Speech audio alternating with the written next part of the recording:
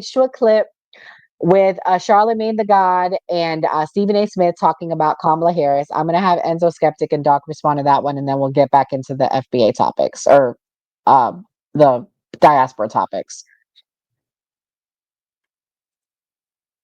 Broken, and she wants to take a step back from the system. Her Done. whole career has been the system. I just don't see.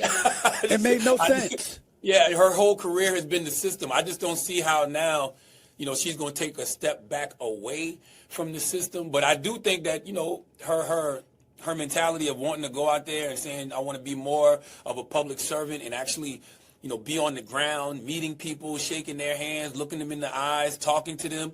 I think that will have more of an impact than people think. I saw people saying that, she wouldn't make a good surrogate because, she's unpopular, and I'm putting unpopular in air quotes. Yeah, I mean, she got the second most votes of any Democratic nominee in a presidential election ever. Now, I don't know, what that personally means, especially when the first one was Joe Biden. But if you got that many people who went out there and voted for you, then she clearly has some type of cachet that she probably could use to help other individuals win elections. Right. I don't know what happens for her in 2028 as far as the Democratic primary and things like that. Because I think where her biggest opposition will come from, Stephen. What? Where? The Democratic Party. Yep. Because you got so many people in the Democratic Party who didn't want her when she ran for the 107 days. You think they're going to want her in 2028? Right.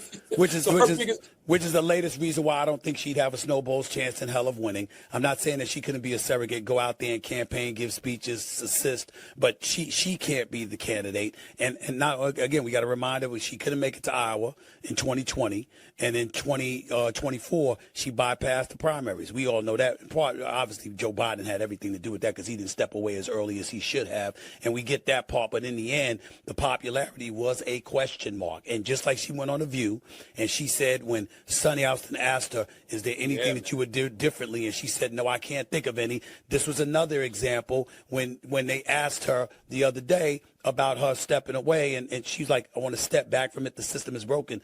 You're a career politician. You've been there practically all your life. You've been an attorney, a state attorney general. You've been a prosecutor. You've been a senator. You've been a vice president. My God, you've been a part of it. And now you're saying it's broken. That means you can do but so much to fix it when you was in it. So how are we going to believe the system was that broken long do that now? It's long before. Yeah, the system was broken long before Donald Trump, That's right. got into office. Oh man, lots to say. Jesus Christ. Doc, I'm gonna let you go first. Thank you for coming again. What do you think about Kamala? Does she stand a chance? What's her future?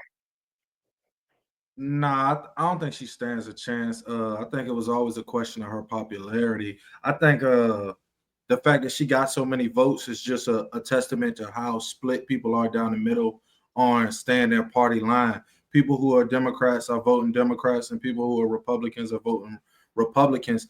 I think she'll have to go out there and show people in the Democratic Party why she's their best candidate. And I don't know that she's not their best candidate. I just don't think that that's been shown evident as far as her going up and beating those other candidates in a primary. So I think part of that probably actually might be intimidating her at the moment, knowing that she lost the election and people would come back and probably not believe in her as strongly. Donald Trump lost, but he has like a cult-like following who believes, like, you know what I mean, he could walk on water. So she doesn't have that same belief in her. So I think him coming back and winning isn't like a testament to anybody being able to do it. I think that was something he was unique at doing because of the following he's commanded. I don't think the Democratic Party can't win. I just don't know if she'll be the candidate. Yeah. Enzo, does she stand any chance? She doesn't stand a snowball chance in hell. There's no way. I'm just being real about it. We're talking about the same woman who didn't even capture 1% of the vote in 2020, had 100 days to prepare, and the only reason she got as many votes as she did is because it was Donald Trump. If it was anybody else, I guarantee the Republican numbers would have been higher. I'm just being completely blunt honest. She had no real plan.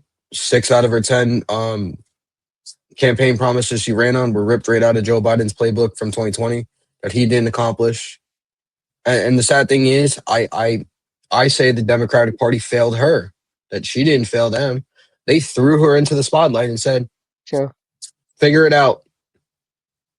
So maybe if she had more time and more time to actually put a campaign together, I could see that. But after the failure of the 24 election and the continued failure of the Democratic Party as a whole, again, like I said the other night, how they're polling between anywhere, depends where you look, 8 to 30% as a party, not just a single person.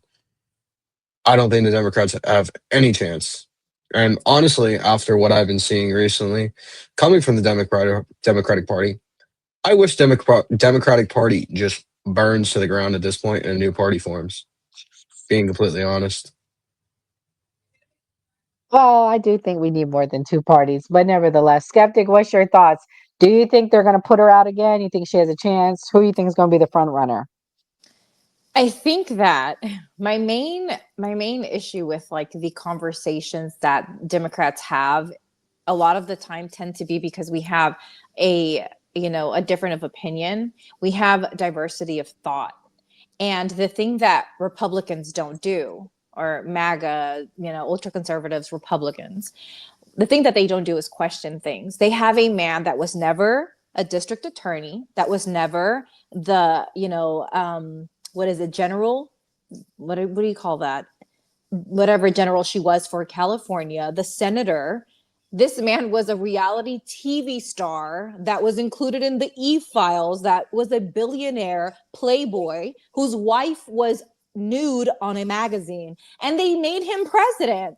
But they want to sit here and tear down a woman who had 107 days to run and say she's not qualified. Like, think about this. The fact that we're having this conversation while this man is currently the president of the United States is wild, to then sit down and question what are her qualifications.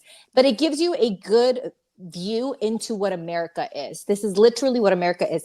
White men make up 29% of the population, yet they hold 60% of power positions in America. Do not tell me that they're qualified, because look at Pete Hegseth.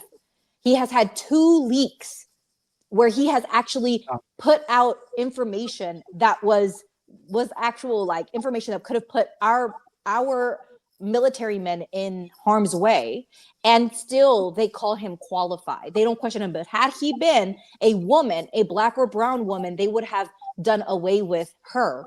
But because it's a white man, we just stop talking about it after a week. Like, I don't want to have a conversation about whether or not VP Harris is qualified until I look at the qualifications of Donald J. Trump. Like, until I look at how his wife got here and lied and took a Einstein visa and then came here to model, until we can talk about the reality of what America is, like, that conversation to me doesn't even matter, because the man that's in office right now is not qualified. Ooh, man.